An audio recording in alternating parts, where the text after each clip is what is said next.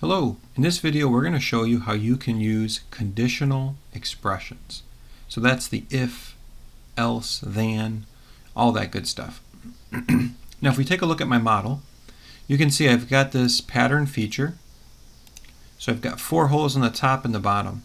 And what I want to do is when this part, when it's less than 200 millimeters, then I want to only have 2 holes. I don't need the 4-hole pattern. But I want the part to do it automatically. So here's how we can do this. I'm going to go to Menu, Edit, Feature, and I'm going to use this tool Suppress by Expression. I'm simply going to select the feature that I want, so I'll just choose this pattern. And click OK, and nothing happens. Well, that's because I need to go into my expressions. And if I go all the way to the bottom, I can see this new expression, 395, and the value is 1. So watch what happens when I key in 0, which would be the equivalent of making it false.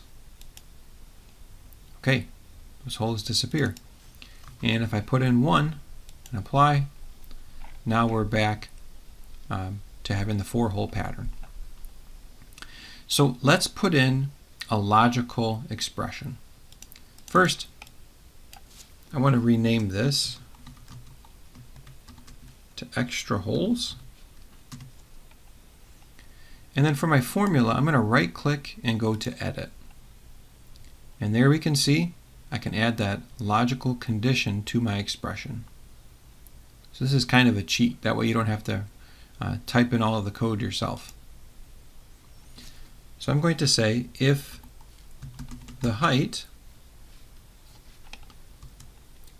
is less than or equal to 200 millimeters, then I don't want those holes. So that would make that false. Otherwise, I want it to be true. We'll click OK. Apply.